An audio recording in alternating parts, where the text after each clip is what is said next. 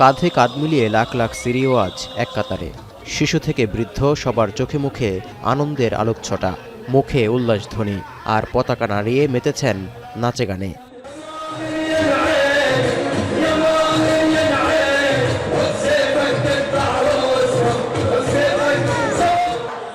এই উচ্ছ্বাস স্বৈরাচার বাশার আল আসাদের শোষণ নিপীড়ন থেকে মুক্তির। স্বৈরাচার আসাদ পরিবারের 53 বছরের ক্ষমতা পতনে আনুষ্ঠানিকেই বিজয় উদযাপন।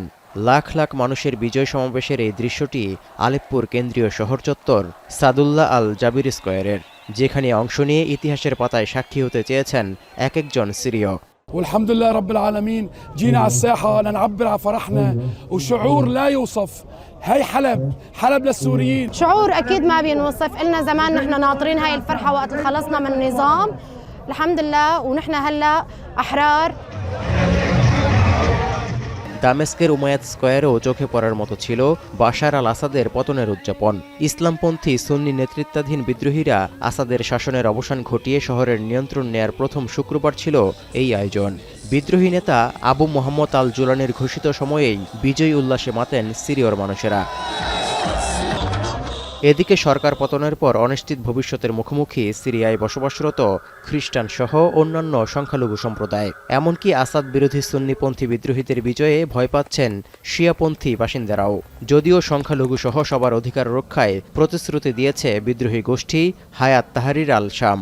هذيك السنة مثل هالأيامات كانت معباية الشام زينة، بس هلا ما شفنا زينة الميلاد. شو الأسباب ولا ما بنعرف، بجوز التوتر، بجوز اللي صار بالبلد، بجوز ما بنعرف. نحن كنا عايشين بكابوس، شيء اسمه نظام الأسد، كابوس حقيقي. সংখ্যালঘু ও শিয়াপন্থীদের এমন দুশ্চিন্তার মধ্যে সম্প্রীতি বজায় রেখে বসবাসের আশ্বাস দিয়েছেন বিদ্রোহী পক্ষের বাসিন্দারা। এমন বার্তায় সুন্নি ইসলামপন্থী হায়াত তাহরির আল শামের আলেপ্পো দখলে যারা শহর ছেড়ে পালিয়েছিলেন তারা আবার ফিরে যাচ্ছেন শহরটিতে। ইতোমধ্যেই শিয়া অধ্যুষিত নবুল ও জাহরা থেকে 1 লাখের বেশি বাসিন্দা আলেপ্পোতে গেছেন। فصدر عن قيادة الثورة أن سوريا للجميع بكافة مكوناتها وأطيافها وألوانها. طبعا هو اللي حاصرنا لحتى يشغل الطائفية مشان يبقى على الكرسي، هذا الحكي كل الناس بتعرفه. هلا ما بقيت أخاف، هلا عم بحكي ما بقيت أخاف، كنت أخاف إنه لا يروحوا يشيلوا راسي. لا আসাদ সরকারের স্বৈরাচারী শাসন থেকে মুক্তির আন্দোলন থেকে 2011 সালে শুরু হওয়া গৃহযুদ্ধে বিদ্রোহীদের টার্নিং পয়েন্ট হয়ে ওঠে গত 27 নভেম্বর। এরপর টানা 12 দিনের অভিযানে দেশ ছেড়ে পরিবারসহ পালিয়ে রাশিয়ায় আশ্রয় নেন বাশার আল আসাদ।